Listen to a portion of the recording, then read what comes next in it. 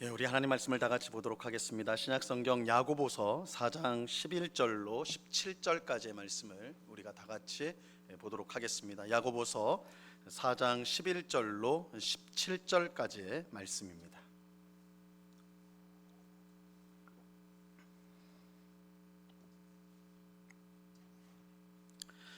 야고보서 4장 11절로 17절까지의 말씀을 우리 한 목소리로 하나님의 말씀을 다 같이 읽도록 하겠습니다. 하나님의 말씀을 같이 읽습니다. 시작. 형제들아 서로 비방하지 말라. 형제를 비방하는 자나 형제를 판단하는 자는 곧 율법을 비방하고 율법을 판단하는 것이라. 내가 만일 율법을 판단하면 율법의 준행자가 아니요 재판관이로다. 입법자와 재판관은 오직 한 분이시니 능히 구원하기도 하시며 멸하기도 하시느니라. 너는 누구이기에 이웃을 판단하느냐? 들으라. 너희 중에 말하기를 오늘이나 내일이나 우리가 어떤 도시에 가서 거기서 1년을 머물며 장사하여 이익을 보리라 하는 자들아, 내일 일을 너희가 알지 못하는도다. 너희 생명이 무엇이냐? 너희는 잠깐 보이다가 없어지는 안개니라. 너희가 도리어 말하기를 주의 뜻이면 우리가 살기도 하고 이것이나 저것을 하리라 할 것이거늘 이제도 너희가 허탄한 자랑을 하니 그러한 자랑은 다 악한 것이라. 그러므로 사람이 선을 행할 줄 알고도 행하지 아니하면 죄니라. 아멘. 오늘 수요 성경 공부에 오신 우리 성도님들을 진심으로 환영합니다. 우리 앞뒤 좌우에 있는 우리 성도님들과 반갑게 인사하겠습니다. 사랑합니다. 축복합니다.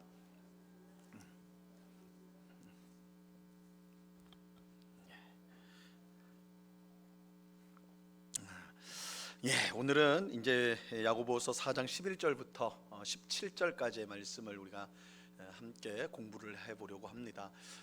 우리 이 야고보서 4장 오늘 읽은 17절부터 11절부터 17절까지 말씀은 두 부분으로 나뉘어져 있는데, 하나는 형제를 비방하는 것과 관련한 내용이 있고, 그 다음에 우리의 인생이 안개와 같다. 그래서 우리 인생의 연약함, 한계를 깨닫고 하나님을 겸손히 의지해야 된다. 이것을 두 번째 부분에서 가르쳐주고 있습니다. 먼저 우리가 이제 잠시 우리 4장 지금 11절인데 4장 1절부터 10절까지 어떤 내용인지를 먼저 간단한 복습을 한 다음에 내용을 이어서 보겠습니다. 그렇게 하는 이유는 이 4장 1절부터 10절의 내용이 이제 오늘 우리가 함께 공부하는 내용하고 연결이, 주제상 연결이 되기 때문에 우리가 간략하게 한번 보는 것이 필요합니다.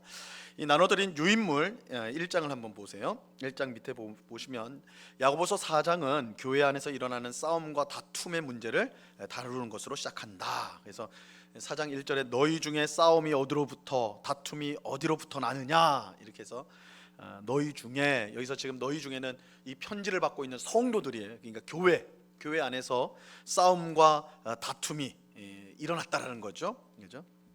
그래서 이 교회 안에서 일어나는, 특별히 뭐 세상 속에서야 뭐 싸움 다툼 그건 흔한 거죠. 근데 교회 안에서조차도 싸움과 다툼이 있다. 그럼 왜 그런 것이냐라는 것을 이제 다루는데, 아무리 거창한 명분을 내세우더라도 교회 안의 싸움과 다툼은 결국은 인간의 정욕 때문이다. 이렇게 이제 분석을 하고 있습니다. 1절에 정욕으로부터 나는 것이다. 욕망, 탐욕, 이 마음속에 있는 에피두미아라고 해가지고 이제 우리가 뭔가를, 이 정욕이란 말은 막 탐욕하는, 얻고자 강력한 욕망을 뜻하는 것이거든요. 결국 교회 안에서 우리가 어떤 싸움을 한다고 할 때 옳고 그름의 싸움이 있을 텐데, 이것이 옳다 저것이 옳다 이렇게 할 텐데, 결국 교회 안에서 그 의견이 나눠진 것이 서로 화합하지 못하고 서로 타협이나 또 서로 이제 보듬어 주지 못하고 싸움으로까지 발전하고 다툼으로 발전하는 이유는 결국은 그 속에 우리의 정욕이 있기 때문이다. 뭔가 내가 얻고자 하는 것들이 있기 때문에 그렇게 싸움으로 다툼으로 열매 이제 드러나게 된다라는 것이죠. 그래서 참 성도라면 무엇을 얻고자 할 때 다툼이나 싸움으로 얻으려고 해서는 안 되고 뭘 해야 돼요? 기도를 해야 돼요. 성도가 무엇을 얻는다고 할 때 무엇보다 기도를 해야 됩니다. 2절에서 이제 기도에 대해서 말을 하고, 그런데 기도를 할 때, 우리가 기도를 할 때 하나님은 우리에게 기도에 응답을 주시는데 응답되지 않는 기도가 있다고 그랬어요. 어떤 기도입니까? 정욕으로 구하는 기도. 그죠? 정욕으로 구하는 기도는 들어주시지 않는다. 3절에 그렇게 나와 있죠. 이러한 기도, 만약에 우리가 정욕으로, 우리가 악한 마음으로 탐욕을 가지고 기도를 했는데 그게 응답이 된단 말이에요. 그건 기뻐할 일이 아니라 오히려 그것은 두려워해야 될 일이죠. 하나님이 우리를 버리셨기 때문에 그래. 우리가 잘못된 기도를 했을 때 거기에 대한 응답은 거절되는 것이 맞겠죠. 아니면 우리의 마음을 바꿔주시든지 그래야 되는데 우리가 잘못 구했는데도 그대로 성취가 된다. 이것이야말로 두려운 것이죠. 그 기도의 응답이 심판이 돼버리는 거예요. 심판이 돼버린 거예요. 야고보는 교회 안에서 싸우고 다투는 사람들을 가리켜 무슨 여인들아? 가늠한 여인들아, 이렇게 표현을 해요. 이거는 이제 구약 성경에서 이어져 오는 두 마음을 품은, 그래서 하나님을 신랑으로 모시는 것이 하나님 백성인데 이 가늠했다라는 것은 세상을 배우자로 바꿔버리는 거예요. 하나님을 떠나서 하나님을 배신하고 세상을 새로운 배우자로 하는. 그래서 성경은 하나님의 백성의 이 믿음을 떠나는, 탈선하는 것을 가늠하고 그렇게 이제 비유를 해요. 그래서 가늠한 여인이다. 이건 특별히 이제 호세아서에 보면 분명히 드러나죠. 이제 그 고멜이라는 여인을 통해 가지고 하나님 백성을 떠난 이스라엘의 모습이 이제 가늠한 여인으로서 등장을 합니다. 그래서 하나님을 떠나 세상을 따랐다는 의미가 이 가늠한 여인들 속에 있고요. 이거는 두 마음을 가진 자라는 책망이 두 가지 마음. 그래서 야고보서의 한 가지 이 중요한 주제 중에 하나가 두 마음을 품어서는 안 된다. 그래서 두 마음을 품고 기도하면 그 기도는 응답되지 않는다. 왜냐하면 그 마음에 정한 바가 없기 때문에. 여기 정한 바가 없다는 것은 어느 쪽으로도 정하지 못했다라는 거예요. 그러니까 그런 사람에게 응답되어지는 것은 아무 의미가 없는 것이죠. 그래서 우리가 하나님을 선택하고 하나님의 뜻을 선택해야지 분명한 응답이 오는 것이지, 양쪽을 오가는 그런 것들은 응답되지 않는다, 이렇게 말합니다. 자, 그렇다면 이 가늠한 여인과 같이 전락한 교회가 회복할 수 있는 길은 없는가? 있지요. 있습니다. 첫째는 하나님의 시기하기까지 사모하는 사랑. 이 하나님의 사랑이 결국은 가늠한 여인인 교회를 회복하는 길이 되는 것이죠.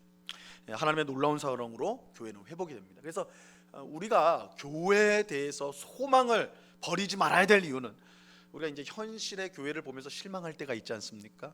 물론 교회가 평안하고 좋을 때는 너무 좋지만 교회에서 어떤 분쟁이 일어나고 이해 못할 막 이런 일들이 일어나는 경우가 있습니다. 그럴 때 이 교회가 세상하고 똑같은 것 같고, 그래서 이 교회라는 곳은 정말 이건 있을 때가 안 되구나, 막 이런 실망이 들 때가 있습니다. 이 교회는 문 닫아야 된다, 없어져야 된다, 이렇게 들 때가 있는데, 우리가 그런 상황 속에서도 소망을 잃지 말아야 되는 것은, 이 교회를 지키고 교회를 세우는 것은 우리가 아니라 하나님의 우리를 시기하기까지 사랑하시는 그 사랑에 있다라는 것을 꼭 기억하셔야 돼요. 하나님의 사랑이 있기 때문에, 하나님의 은혜가 있기 때문에 교회는 절대 무너지지 않습니다. 그래서 우리가 연약하고 부족하고 악해가지고 교회가 마치 무너지는 것 같은 그런 어려움들이 올 수는 있어요. 그럴 때 우리는 하나님 앞에 바짝 엎드려서 하나님의 은혜와 긍휼을 구할 때 하나님의 사랑이, 은혜가 교회를 다시 일으켜 세우는 것을 우리가 경험하게 되는 것입니다. 자, 둘째는 이 사랑을 받은 성도들과 교회가 겸손해지는 거예요. 하나님의 사랑으로 교회는 회복되는데 그 가운데 성도는 겸손해져야 돼요. 겸손하면 더욱 큰 은혜를 받게 됩니다. 이 은혜야말로 회복의 열쇠가 되는 것입니다. 자, 그러면 어떻게 하는 것이 겸손이냐? 하나님께 복종하는 것이 겸손입니다. 나의 뜻과 고집을 내놓고 하나님께 복종하는 것. 둘째는 하나님을 가까이 하는 것이 겸손입니다. 셋째는 자기를 부인하는 것입니다. 자기를 부인하는 것. 이렇게 겸손한 성도들에게 하나님은 큰 은혜를 베풀어 주십니다. 주 앞에서 우리를 낮추면 하나님은 그런 우리를 높여 주시는 것입니다. 이게 신앙의 위대한 원리입니다. 자, 그 다음 장 넘어가세요. 오늘부터 이제 11절부터 오늘 본문을 이제 보도록 하겠습니다. 11절 우리 말씀을 한번 같이 읽겠습니다. 형제들아, 같이 읽습니다. 시작. 형제들아, 서로 비방하지 말라. 형제를 비방하는 자나 형제를 판단하는 자는 곧 율법을 비방하고 율법을 판단하는 것이라. 내가 만일 율법을 판단하면 율법의 준행자가 아니요 재판관이로다. 자, 형제들아, 우리 이제 야고보서 보면서 형제들아 이렇게 나오면 뭐라고 그랬어요? 주제가 새로워진다고 말씀을 드렸죠. 이 야고보서는 우리 초대교회가 들었던 설교문의 성격을 갖고 있습니다. 그래서 우리가 이제 설교를 듣다 보면 이제 설교자들이 사랑하는 성도 여러분 이렇게 많이 하잖아요. 그러면 이게 주제의 전환이 일어나는 표시예요. 그래서 주제가 이제 변환된다. 근데 이 야고보서도 그래서 형제들아, 사랑하는 형제들아 이렇게 할 때 주제가 변환이 됩니다. 근데 이 11절에서는 사실은 주제가 확 바뀌는 건 아니에요. 앞에 문맥하고 연결이 되는데 이 앞에 문맥에서 싸움과 다툼의 문제를 다루면서 이 겸손을 그 해결책으로 제시하였는데 여기서도 이제 마찬가지입니다. 자, 먼저 형제들아 서로 비방하지 말라. 이 비방하지 말라는 것은 서로 적대하는 말을 하지 마라. 서로 적대하는 것을 하지 말고 또 서로를 깎아내리지 말라 이런 뜻을 갖고 있습니다. 여러분, 우리가 다른 사람을 적대하거나 깎아내리는 이유가 무엇일까요? 우리는 언제 또 왜 다른 사람을 깎아내릴까요? 무엇을 근거로 그렇게 하는 것일까요? 내 기준에 이르지 못했을 때 그러는 거예요. 내가 볼 때에 내가 하는 것에 볼 때 부족한 거, 미치지 못하는 거, 그런 거에 대해서 우리는 이제 깎아내리고 적대시하는 말을 하는 거죠. 적어도 나보다 잘하고 있는 사람을 비방하기는 쉽지 않아요. 그건 시기하는 거지, 그죠? 여기서 말한 거 깎아내리는 거거든요. 못한다라고 막 하는 거거든요. 너 왜 그렇게 하냐? 뭐 이렇게 되는 거거든요. 그럼 왜 그러냐면 내 기준에 못 미치기 때문에. 그러니까 내 관점으로, 내 기준으로 그 사람을 바라보는 거예요. 내 관점에서, 내 기준에서 그 사람을 바라보는 거. 그래서 사실은 우리 교회도 이제 역사가 오랜 교회인데, 교회가 역사가 오래일수록 교회 안에 이 성경 말씀 외에 전통이라는 게 있어요. 전통이라는 것이. 그래서 우리 교회는 원래 이렇게 했습니다라는 게 있어요. 원래부터 오래전부터 이렇게 해온 것이 있습니다. 이게 제일 어려운 것은 새로 교회에 등록한 성도가 힘든 거예요. 모르니까 처음 왔는데, 그러니까 교회에서 20년, 30년 신앙생활했던 분들은 자연스러워요. 그런데 새로 오신 분들은 알 수가 없는 거잖아요, 그렇죠? 그런데 그걸 가지고 그것을 이제 여유를 가지고 이제 그걸 품어주고 또 기다려줄 줄 알아야 되는데 우리 교회 안 맞는 사람이라고, 그죠? 당신은 왜 혼자 이렇게 튀냐? 이렇게 해버리는 것이죠. 기준이 우리한테 있으면 그런 일들이 일어나는 거예요. 내가 기준이 돼버리면 그런 일들이 일어나요. 그래서 여기서도 내가 기준이 된다는 것이 바로 이 교만의 문제입니다. 교만의 문제. 여러분, 교만이라는 것은 꼭 기억하세요. 목에 힘 주는 게 교만이 아니라고 그랬습니다. 막 목에 기부스 찬다고 그게 교만한 게 아니라, 교만은 하나님 없이도 내가 얼마든지 잘 살 수 있는 것처럼 생각하는 게 교만이에요. 교만. 그래서 하나님 없이 산다라는 것은 결국 뭐냐? 하나님의 법과 하나님의 뜻을 무시한다는 것이에요. 그렇죠? 하나님 없이도 살 수 있으니까 하나님의 법이 왜 필요하겠어요? 하나님의 뜻이 뭐가 필요 있겠어요? 그러니까 뭐가 필요해요? 내 뜻. 그렇죠? 내 뜻이 중요한 거예요. 내 뜻이 중요한 거예요. 그게 자기 마음대로 사는 것이죠. 그래서 세상 누구도 기준 없이 사는 사람은 없습니다. 기준 없이 사는 사람은 없어요. 만약 기준이 없다면 뭐 사람이 완전히 왔다 갔다 하겠죠. 근데 다 기준이 있어요. 나름대로 다 기준이 있어요. 그런데 그 기준이 하나님의 기준이냐, 우리 성도에게는 하나님의 기준이냐, 아니면 자기 자신의 기준이냐, 이 두 가지밖에는 없는 것입니다. 서로 적대하고 깎아내리는 말을 하는 사람은 자기의 기준으로 그렇게 하는 것입니다. 그렇다면 그런 사람은요, 오늘 말씀해 보니까 스스로 율법을 만드는 자가 돼버리는 거예요. 스스로 율법을 만드는 자가 돼요. 자, 이것은 하나님의 율법을 비방하고 그 율법을 판단하는 것과 같습니다. 왜냐하면 하나님의 율법을 버리고 자기의 율법을 내세우는 것이 되기 때문이죠. 피조물인 인간은 언제나 창조주 하나님을 따를 것인가, 아니면 자기를 따를 것인가, 자기를 쫓을 것인가, 이 도전에 직면하게 됩니다. 이 둘 사이에는 중립지대가 없어요. 우리는 언제나 선택을 해야 돼요. 하나님을 따를 것인가, 나를 따를 것인가. 하나님을 따를 것인가, 나를 따를 것인가. 그러므로 스스로 율법을 만들어 서로 비방하는 자는 하나님의 율법을 준행하는 자가 아니요, 스스로 만든 율법을 가지고 판단하는 뭐가 돼요? 재판관이 되는 거예요. 재판관이 돼요. 그래서 참된 율법을 제정하신 하나님보다 자기를 높이는 교만한 행동을 하게 되는 것입니다. 그래서 자기를 중심으로 두고 자기 기준으로 다른 사람을 판단하고 평가하는 사람, 그는 교만한 사람인데 그저 교만으로 그치는 것이 아니라 스스로 율법을 만들고 그 율법의 판단자가 되어지는, 율법의 재판관이 되는, 자기가 재판관 자리에 앉아버리는 그런 모습이 된다라는 것입니다.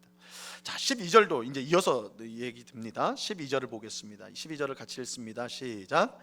입법자와 재판관은 오직 한 분이시니 능히 구원하기도 하시며 멸하기도 하시느니라. 너는 누구이기에 이웃을 판단하느냐?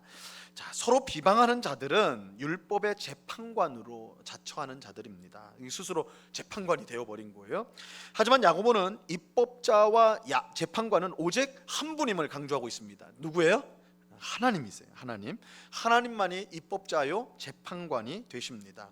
이는 하나님만이 능히 구원하기도 하시고 멸하기도 하시기 때문입니다. 인간이 스스로 율법을 가지고 자기 율법을 가지고 남을 판단할 수는 있지만 문제는 그 심판, 그 판단을 효력 있게 할 수는 없습니다. 그래서 그러니까 사람이 저 사람은 참 나쁜 사람이야라고 자기가 스스로 판단을 해도 그 판단이 어떤 그것을 효력을 발휘하게 할 수는 없다라는 거예요. 사람은 아무것도 아니에요, 사실은 아무것도 아니에요. 그러나 하나님은요, 법을 만드셨을 뿐만 아니라 그 법을 어긴 자들에게 실제적인 심판을 하실 수가 있습니다. 그래서 하나님만이 유일한 입법자와 재판관이 되실 수가 있다라고 말할 수가 있는 것이죠. 자, 이렇게 보면 좀 이거 뒤집어 보면요, 여러분 우리가요 사람의 판단을 너무 중요하게 여길 때가 있어. 그러니까 물론 너무 눈치가 없어도 안 되는 거지만 나는 남이 뭐라고 하든 그냥 내 마음대로 산다, 이것도 좀 문제는 있어요. 어울려 살려면 눈치도 좀 있어야 되겠죠. 그런데 너무 다른 사람의 판단, 다른 사람들의 평가, 거기에 묶여 있는 성도들도 있어요. 근데 그것도 사실은 불신앙이에요. 왜냐하면 우리가 의식하고 우리가 절대적으로 두려워하고 또 의식해야 될 것은 하나님의 평가고 하나님의 판단이지 사람의 평가가 아니거든요. 그런데 우리가 사람의 말과 사람의 인정, 칭찬 혹은 비판, 거기에 너무 매여 있다면 오히려 우리가 하나님이 아닌 사람의 눈치를 보는 것이고 사람에게 매여버리는 결과가 초래되고, 이것은 어리석은 거예요. 왜냐하면 그 사람이 완전한 사람이 아니기 때문에. 사람이 칭찬을 할 때 참 기분 좋죠. 그러나 우리가 엄격하게 생각해 보면요, 그 사람이 다 알고 하는 게 아니에요. 반대로 그 사람이 나를 비판해요. 근데 그 사람이 다 알고 하는 비판이 아니에요. 모든 것을 알고 의의 판단을 할 수 있는 분은 하나님밖에 없어요. 그러니까 사람의 판단, 평가, 인정, 이 모든 것은 다 완벽하지 않다라는 거. 그래서 참고는 해도 우리가 눈치는 있어야 된다고 그랬어요. 참고 너무 무시하면 안 돼요. 그러니까 완전 독불장군이 될 수 있으니까. 이제 그러나 거기에 내가 매여져 있다면 그건 불신앙이다. 하나님 자리를 다른 사람으로 채우는 일이 되기 때문에. 그래서 다른 사람이 나를 어떻게 볼까? 다른 사람이 나한테 이렇게 말을 하는데 나는 어떻게 해야 되나? 거기에 너무 우리가 우리의 삶을 소모한다면 그것도 불신앙적인 모습이다. 우리를 판단하실 분은 하나님이세요. 그래서 우리가 항상 기도하면서 혹은 혼자 묵상하면서 생각해야 될 것, 하나님이 나를 어떻게 보실까? 내가 지금 하고 있는 이 결정, 이 행동, 이 선택을 하나님은 어떻게 보실까? 그게 중요한 거예요, 우리 성도들에게는. 그렇죠? 그래서 이게 사람에게 오해를 받고 혹시 사람에게 인정받지 못할지라도 하나님이 맞다고 하시면 우리 성도는 어떻게 해야 돼요? 해야 되는 거예요. 사람들은 다 잘한다고 그러고 다 괜찮다고 그러는데 하나님은 아니라고 하면 어떻게 해야 돼요? 아니라고 해야 돼요. 이게 성도예요. 그리고 그것이 하나님이 우리의 유일한 심판자라는 것을 인정하는 것. 자, 이 사실을 우리가 이제 꼭 기억할 필요가 있습니다.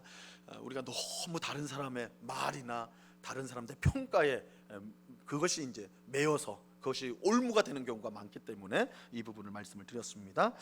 자, 그래서 그 밑에 땅을 보시면요, 야고보는 이웃을 판단하는 자들에게 뭐라고 물으면 너는 누구냐 그래. 너는 누구냐, 그죠? 너는 누구에게 이웃을 심판하느냐, 이웃을 판단하느냐, 이렇게 말하죠. 너는 누구냐? 정말 너는 누구냐? 하나님을 대신하여 심판하는 너는 누구인가? 내가 할 수 있는 일이 무엇이기에 감히 하나님을 대신하여 심판대에 심판 자리에 너가 있는가, 이렇게 말하는 거예요, 야고보가. 오히려 우리는 겸손하게 하나님께 판단과 심판을 맡겨야 한다, 맡겨야 된다. 꼭 기억하셔야 됩니다. 자, 밑에 말씀이 나옵니다. 로마서 12장 19절 말씀인데, 내 사랑하는 자들아, 우리 같이 한번 읽어볼까요? 시작.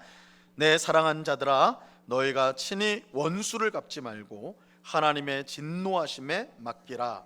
기록되었으되 원수 갚는 것이 내게 있으니 내가 갚으리라고 주께서 말씀하시니라. 그죠? 사랑하는 자들아, 너희가 친히 원수를 갚지 말고 누구한테 맡겨요? 하나님의 진노하심에 맡겨라. 왜 그럴까요? 우리 원수잖아요. 나를 공격하고 나를 마음을 찢어놓고 고통당하게 한 사람이거든요. 그럼 하나님, 내가 저 사람을 복수를 하고 좀 심판을 내야지 제 속이 시원하죠. 근데 왜 하나님께 맡기라고 그러시나요? 왜 하나님께 맡기라고 할까요? 첫째는 하나님이 다 아시기 때문에 그래요. 내가 상처를 받고 내가 아픔 받았어요. 그렇다 할지라도 그 사람의 모든 사정을 내가 아는 건 아니에요. 그래서 우리가 그 사람을 다 알아야지 재판관이 되는 건데, 인간은 부분적일 수밖에 없어요, 언제나. 그래서 완전한 재판관인 하나님께 맡기라는 거예요. 두 번째는 우리가 복수를 한다고 해도 할 수 있는 것이 많지 않아요. 그리고 언제나 그 죄에 대해서는 미약한 것일 뿐이에요. 그러나 하나님의 심판은 완전한 심판이에요. 그 사람의 죄를 하나 남김없이 하나님은 심판하세요. 그래서 하나님께 맡기라는 거예요. 하나님께 맡기라. 그래서 이건 우리 성도들에게 주시는 또 우리가 원수를 막 갚으려고 우리 성도는 하는 것이 아니라 하나님께 맡겨야 된다. 하나님께 맡겨야 된다. 이게 오히려 더 두려운 것이죠. 더 두려운 것이죠. 자, 예수님도 그렇게 말씀하셨습니다. 그 밑에 비판을 받지 아니하려거든, 우리 같이 한번 읽어봅니다. 시작. 비판을 받지 아니하려거든 비판하지 말라. 너희가 비판하는 그 비판으로 너희가 비판을 받을 것이요, 너희가 헤아리는 그 헤아림으로 너희가 헤아림을 받을 것이니라. 자, 비판을 받지 않으려면 어떻게 해야 돼요? 비판하지 말아야 돼요. 너희가 비판한 그 비판으로 너희가 비판을 받을 것이에요. 그죠? 우리의 기준을 대면 그 사람도 그 기준으로 우리한테 된단 말이에요. 여러분, 사람의 기준을 우리가 피해 갈 수가 없어요. 대변. 우리도 그래요. 우리가 객관적인 것 같죠? 절대 그렇지 않아요. 우리가 어떤 사람을 평가한다 할 때 객관적이지 않습니다. 그래서 우리가 비판하는 것이 옳은 비판이 아닐 가능성이 많아요. 물론 이 말은 그러면 무조건적으로 우리는 무비판적이어야 되느냐, 아무 판단하지 말고 그 사람이 말하면 그렇다 이렇게만 해야 되느냐, 그건 아니에요. 그렇게 말씀하시는 건 아니에요. 하나님의 말씀에 비추어서 잘못된 것은 잘못했다고 말을 해야 돼요. 우리 성도에게는 우리 지난 주일날 계속 강조하는 게 뭐예요? 생각하는 믿음이어야 된다고 그랬잖아요. 생각한다는 건 판단한다는 거예요. 판단 자체가 나쁜 건 아니에요. 그런데 나한테 기준을 두고 판단해 버리면 그건 치우친 판단이 될 수밖에 없기 때문에 잘못된 생각, 잘못된 판단이 돼요. 그래서 우리가 항상 하나님의 말씀을 기준으로 해서, 하나님의 뜻을 기준으로 해서 판단해야 돼요. 그것은 옳은 판단이에요. 하나님의 기준을 가지고 우리가 겸손하게 판단하는 거, 그것은 정당한 것이다 할 수가 있습니다. 자, 이렇게 해서 이제 우리 11절과 12절에서는 형제를 비방하는 것에 관해서 우리가 이제 살펴보았고요. 이제 13절부터 17절을 보는데, 특별히 여기에는 이제 그리스도인 사업가에 대한 내용이 다뤄지고 있습니다. 그리스도인 사업가. 그러면 사업을 안 하는 나는 이 말씀 알아도 별 소용이 없겠네. 그렇지는 않습니다. 이것을 일반적 원리로 이제 우리가 설명을 하다 보면, 일반적 원리로 보면 우리 모든 성도에게 필요한 내용이기 때문에 우리가 받을 수가 있어요. 다만 직접적인 대상이 이제 사업가, 세상에서 그리스도인인데 세상에서 사업을 하는 그리스도인들에게 이제 직접적으로 주는 이제 권면이라고 할 수 있고, 여기에는 앞부분에서 계속 살펴본 이 겸손과 교만의 주제가 계속 이어지는 것을 우리가 확인할 수가 있습니다. 자, 13절 말씀을 보세요. 13절 같이 읽습니다. 들으라. 시작. 들으라. 너희 중에 말하기를 오늘이나 내일이나 우리가 어떤 도시에 가서 거기서 1년을 머물며 장사하여 이익을 보리라 하는 자들아. 야고보가 지금 말하고자 하는 대상이 누구입니까? 이 보면 너희 중에 말하기를, 여기는 이제 성도예요. 너희 중에 말하기를 오늘이나 내일이나 우리가 어떤 도시에 가서 1년을 머물며 뭘 한다고요? 장사한다 그러잖아요. 이게 사업가예요, 사업가. 그죠?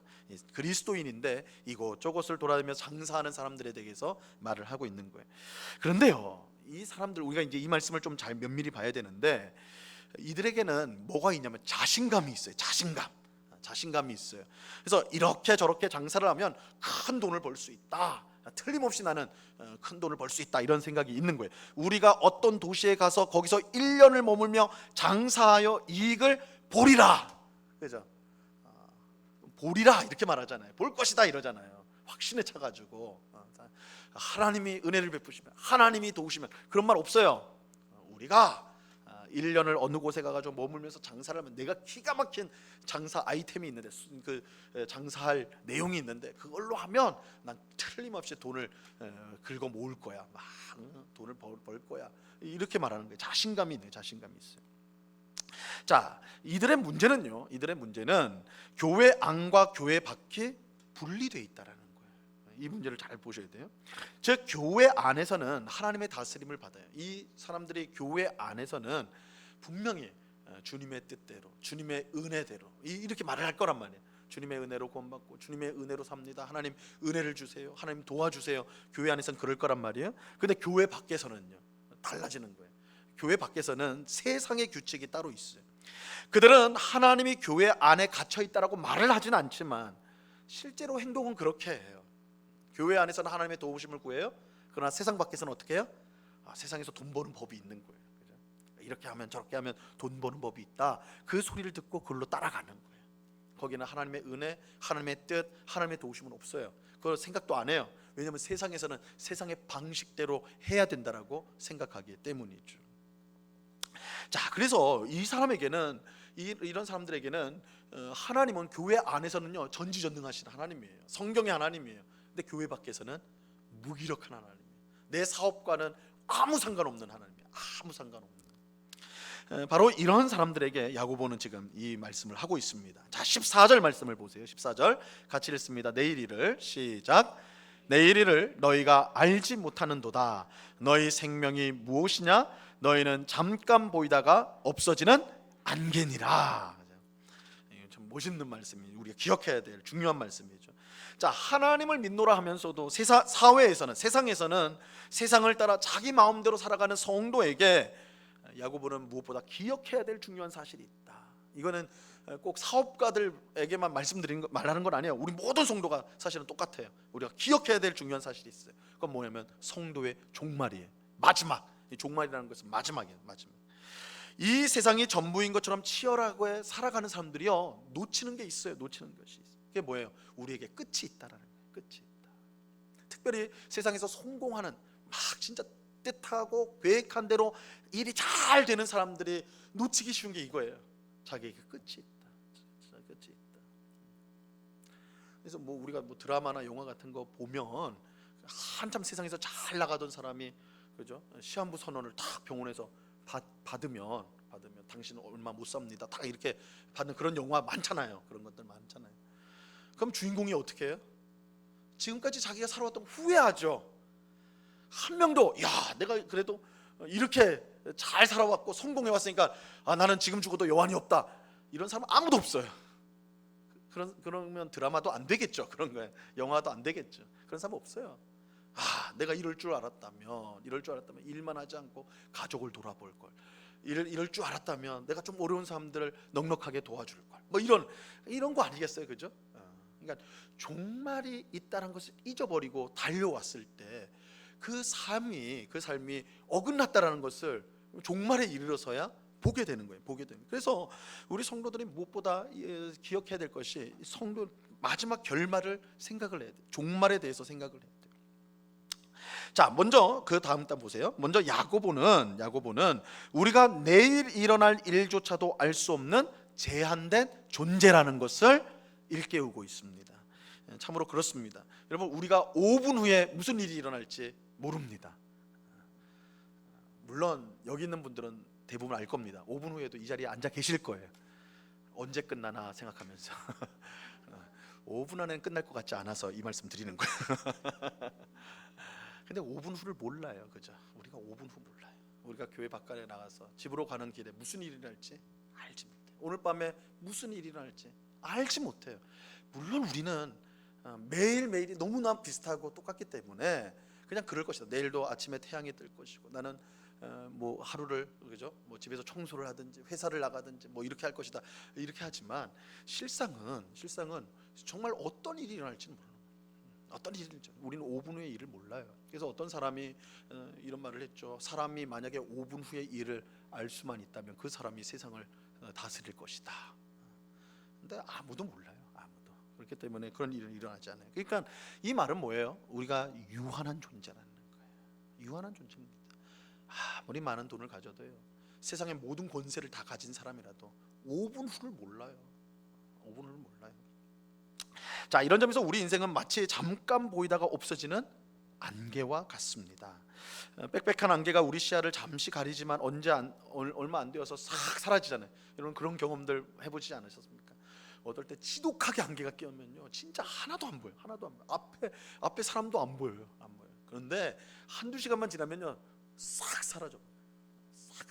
언제 안개가 있었느냐는 듯이 싹 사라져 버립니다. 여러분 그토록 위대한 영웅 호걸들, 대단한 위인들, 그죠? 뭐 왕년의 슈퍼스타들, 그죠? 전 국민이 열광했던 그 사람들도 30년, 50년 지나면 다 잊혀집니다. 그죠? 정말 불세출의 영웅이라 할지라도 100년, 200년 지나면 다 잊어지고 어쩌다 한번 기억에 소환되는 정도지 다 잊어져 버려요. 그것이 사실은 우리 인생이에요. 자, 그럼 15절로 가보겠습니다. 15절 너희가 같이 읽겠습니다. 시작. 너희가 도리어 말하기를 주의 뜻이면 우리가 살기도 하고 이것이나 저것을 하리라 할 것이거늘. 자, 우리가 이처럼 한 치 앞도 알 수 없는, 5분 후도 알 수 없는 유한한 존재라는 것을, 유한 존재이기 때문에, 그러므로 하나님을 믿는 성도는요, 무엇보다 자기의 그러한 모습을 깨달아야 돼. 내가 작고 유한한 존재라는 것을 분명히 명심을 해야 됩니다. 알아야 돼요. 이것을 깨달아야지 어떻게 돼요? 하나님을 의지하는 우리가 겸손을 가질 수가 있는 것입니다. 그래서 내가 어떤 존재인지 알지 못하면 겸손할 수가 없습니다. 그래서 언제나 하나님이 먼저 하시는 역사가 뭐냐면, 여러분 우리가 믿음을 가지기 전에 하나님이 먼저 우리 안에서 일으키는 역사는 뭐냐면, 우리가 죄인이라는 것을 깨닫게 해주세요. 죄인이라는 걸 반드시 깨닫게 해주십니다. 우리가 얼마나 죄인인지, 얼마나 악한 죄인인지를 알게 해주세요. 그럴 때에 우리에게 아무 가능성도 없다라는 사실을 인정하게 될 때, 그때 뭘 찾아요? 예수님을 찾게 됩니다. 근데 내가 죄인인 걸 알지 못하면요, 예수님 찾지 않습니다. 예수님을 찾아도 온전히 믿거나 의지하지 않습니다. 그래서 이 교회 안에 예수님을 다 믿는다고 하지만 참 믿음을 가지지 않은 성도들도 사람들이 있을 수 있습니다. 자신이 죄인인 걸 알지 못하면 그 사람이 예수님을 믿는다 고백한다 할지라도 그 믿음은 온전한 믿음은 아닙니다. 그럴 수가 없어요.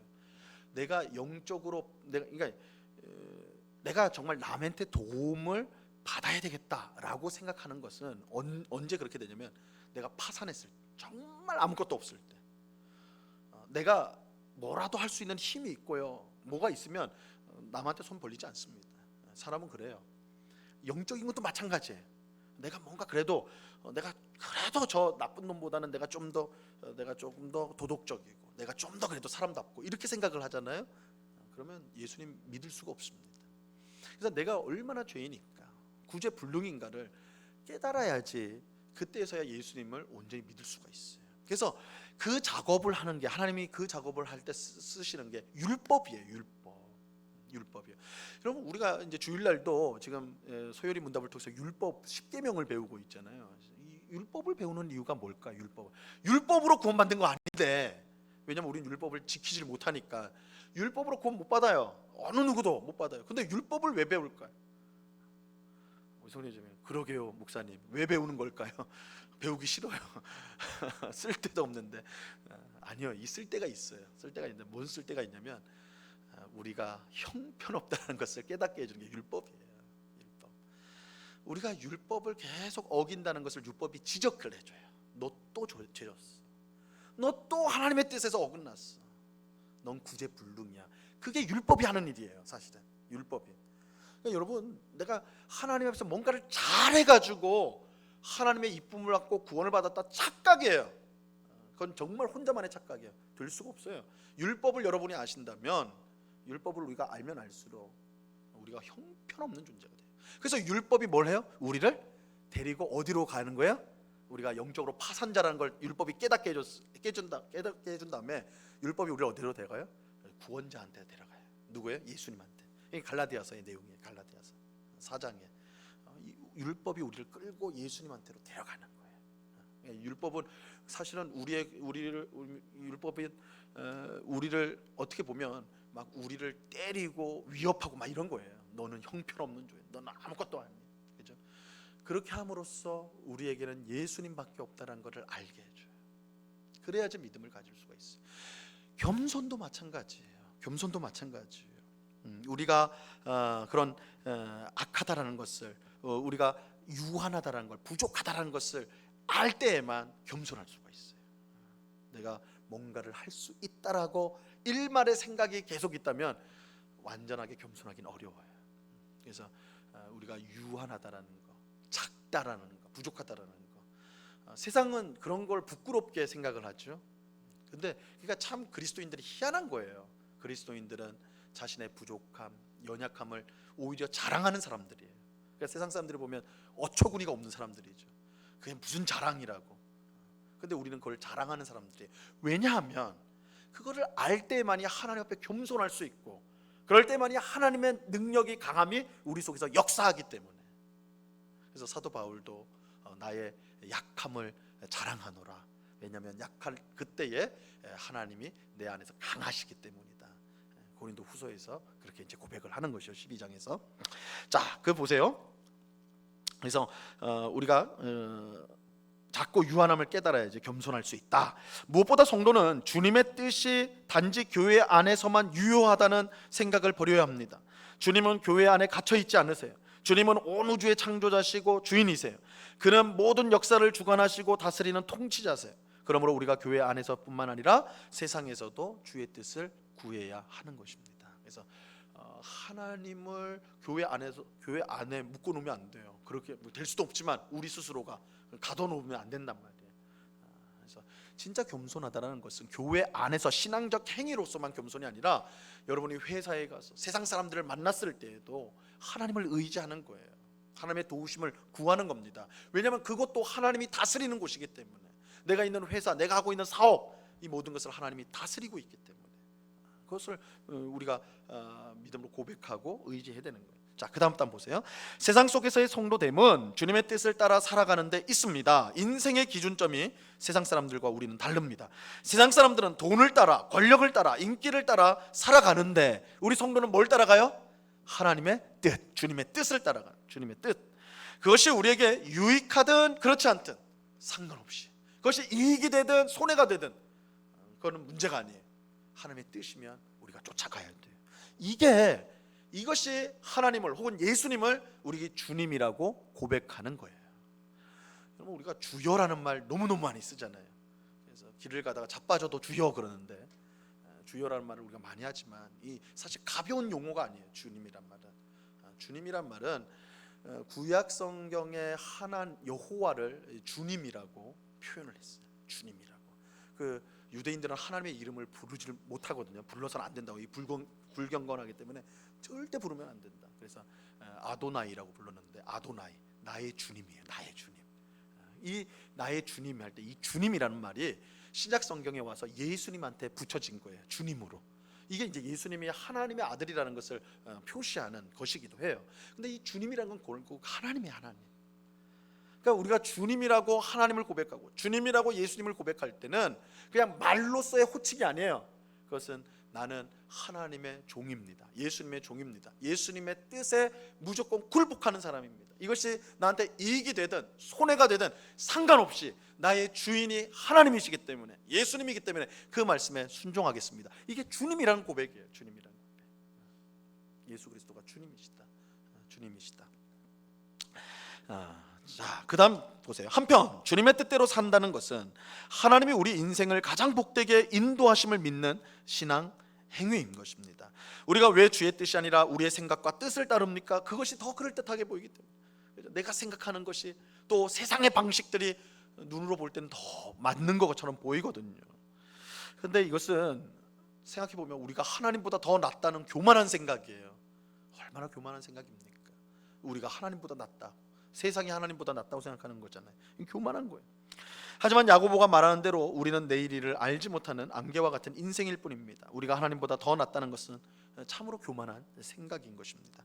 밑에 보세요. 하나님을 우리 주님으로 고백하는 것은 단지 내 개인적 차원에서만 그런 것이 아닙니다. 하나님은 온 우주와 전체 역사의 주님이 되십니다.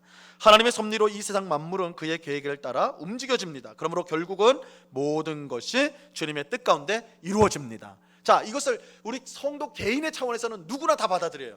그렇지, 하나님의 뜻이 내 삶 속에 이루어지겠지. 그래서 여러분들은 자녀들을 위해서 기도도 하고, 또 청년들은 결혼을 위해서 기도할 때 주님의 뜻대로 배우자를 만나게 해달라고 기도도 하고, 회사를 결정할 때도 주님의 뜻대로 이렇게 기도하죠. 그런데 하나님이 주님, 온 세상, 온 우주의 주님이시다라는 의미는 단지 성도 개인의 삶에 국한되는 것이 아닙니다. 이 대한민국이 움직이는 것, 온 세계가 움직이는 것, 더 크게 이 온 우주가 움직여지는 모든 것들이 하나님의 뜻대로 된다는 거예요. 우리는 그걸 믿어야 돼요. 그렇죠? 성도는 그걸 믿는 사람이에요.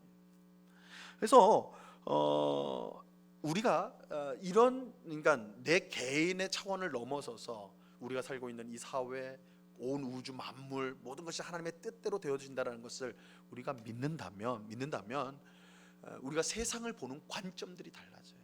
세상을 세상에 막 얼마 전에도 태풍이 와가지고 또 여러 사람이 죽기도 하고, 뭐 더 끔찍한 건 뭐 러시아하고 우크라이나하고 지금 전쟁을 해가지고 무수한 민간인들이 살해를 당하고 있고, 지금도 뭐 인신매매, 또 아프리카에서는 먹을 것이 없어서 죽고, 막 이런 뉴스나 이런 것들을 보면 이 세상이 지옥이구나, 이 망할 세상이구나. 이 세상에 무슨 소망이 있나, 희망이 있나, 이렇게 이 비관적이고 절망의 마음을 가질 수밖에 없다고, 현실이, 그죠? 현실이에요. 근데 하나님께서 온 세상을 다스리는 분이라는 그 확신을 가진다면 우리는 그 절망 속에서도 소망을 잃지 않을 수가 있습니다. 우리가 눈에 보이는 이 현실이 우리의 인간의 죄악이 얼마나 가공할 만한, 얼마나 끔찍한가를 보여주는 현실이지만, 그러나 하나님은 우리의 죄악, 그 죄악에 가공할 만한 그런 모든 것들을 다스리는, 모든 그런 악한 것 속에서도 하나님의 뜻을 이루시는, 그의 선한 뜻을 이루어 가시는 분이시라고 우리가 믿기에, 우리는 절망 가득한, 눈물로 가득한 이 세상 속에서도 소망을 가질 수 있고, 그 소망을 가지고 절망에 빠진 이웃들에게 위로하고 저들에게 힘을 줄 수 있는 사람들이 바로 우리들이라는 것이죠. 하나님이 온 세상을 다스리는 주님이라는 믿음을 우리가 가질 때만이 죽음 앞에, 또한 여러 가지 고난과 참사 앞에 어찌할 바 모르고 고통하는 세상 사람들을, 저들에게 소망을 주고 격려할 수 있는 것이 바로 우리 그리스도인이다. 이것을 우리가 이제 기억할 필요가 있습니다. 그래서 이제 16절로 넘어가죠. 16절. 자, 16절 같이 읽습니다. 시작. 이제도 너희가 허탄한 자랑을 자랑하니 그러한 자랑은 다 악한 것이라. 야고보는 자기의 뜻을 따라 이 세상을 살아가려는 성도에게 허탄한 자랑을 그만하라 그래요. 왜냐하면 하나님 없이 하는 모든 일이 다 악하기 때문입니다. 여러분, 선은 오직 선한 분은 하나님밖에 없어요.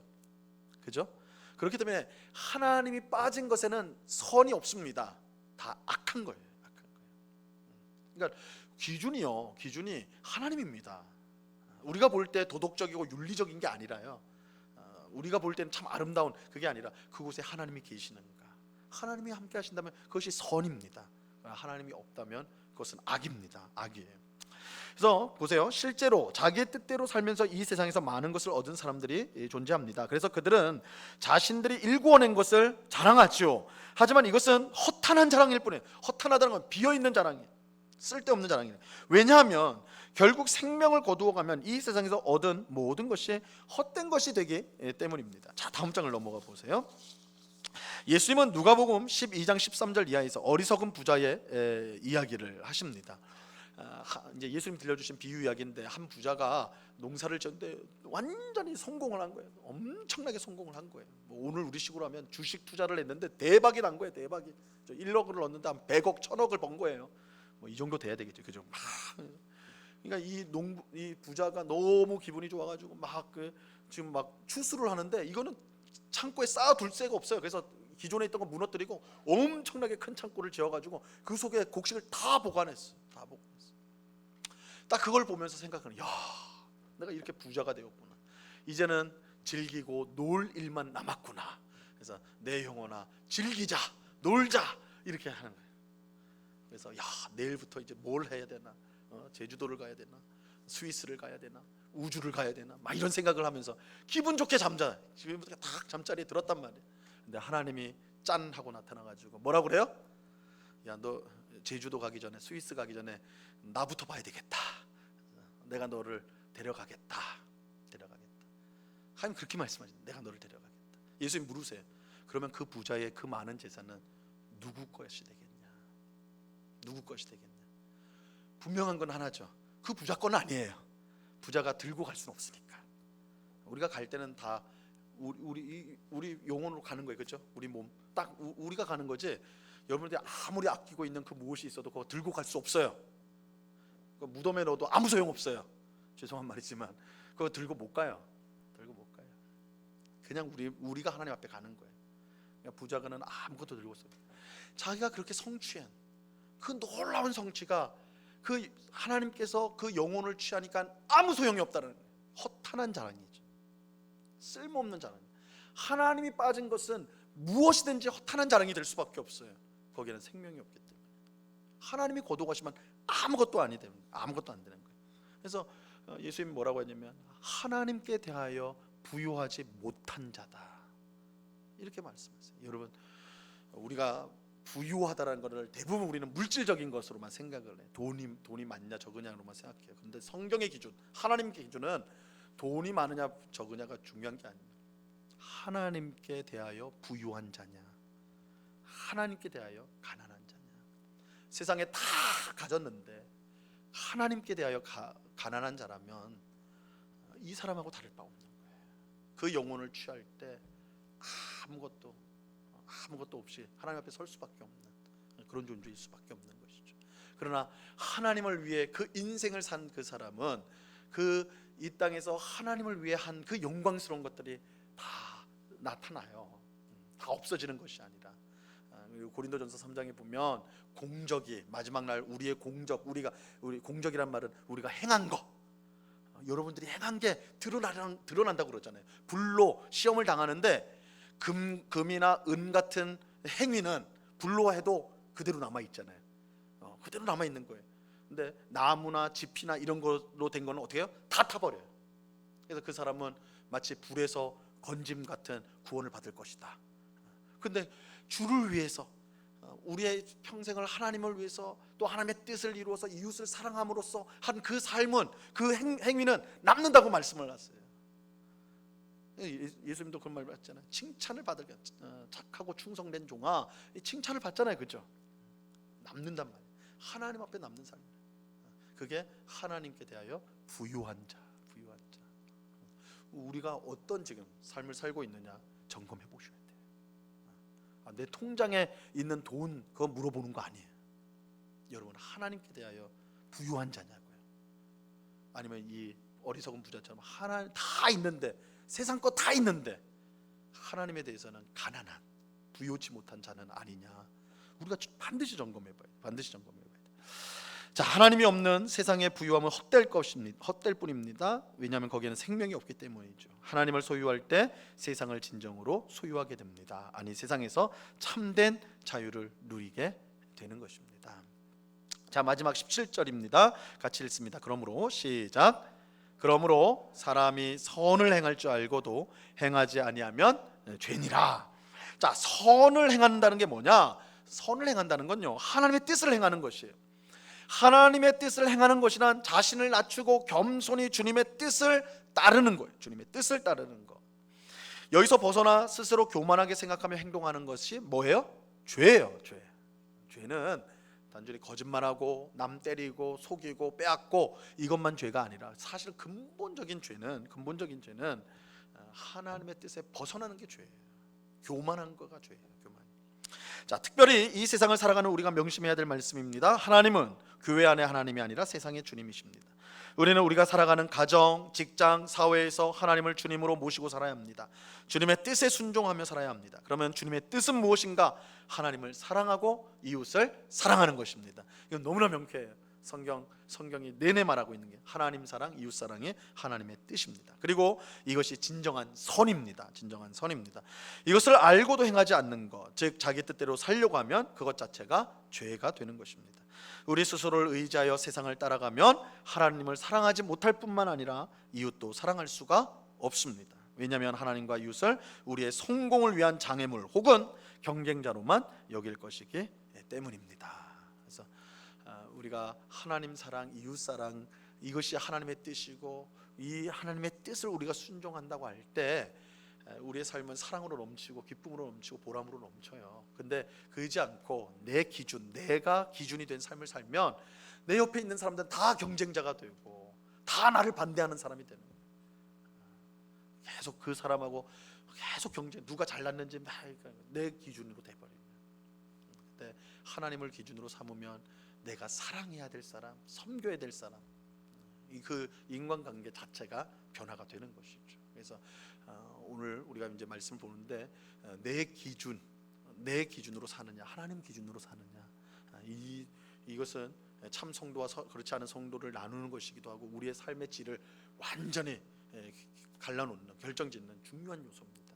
그래서 나는 하나님의 기준으로 살고 있습니까? 아니면 내 기준, 내 생각, 내 뜻을 기준으로 삼고 있는가? 오늘 말씀은 우리에게 하나님의 기준으로 우리가 살아야 된다는 것을 분명하게 교훈하고 있습니다. 기도하도록 하겠습니다. 하나님 아버지, 감사합니다.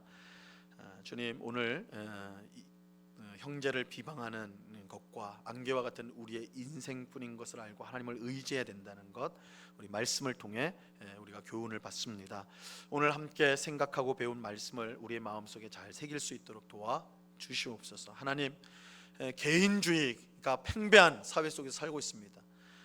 세상의 기준이 내가 되어버렸습니다. 내가 좋으냐 나쁘냐로 우리는 세상을 이제 판단하는 시대가 되었습니다. 그런 사이에 우리는 하나님을 잃어버렸습니다. 하나님의 뜻을 잃었고 하나님의 기준을 잃어버렸습니다. 그렇기에 우리의 인생이 혼란 속에 빠져 있습니다. 주님, 오늘 말씀한 대로 우리가 의지하고 우리가 기준으로 삼아야 될 것은 우리 자신이 아니라 하나님이라는 사실을 우리가 꼭 기억하고 하나님의 기준대로 하나님께 부유한 자로서 이 땅을 살아가는 저희들이 다 될 수 있도록 도와 주시옵소서. 겸손히 주님을 의지함으로 우리를 높이시고 풍성한 은혜를 베푸시는 하나님을 경험하는 저희가 될 수 있도록 주님 도와 주시옵소서. 감사하오며 예수 그리스도 이름으로 기도드리옵나이다. 아멘.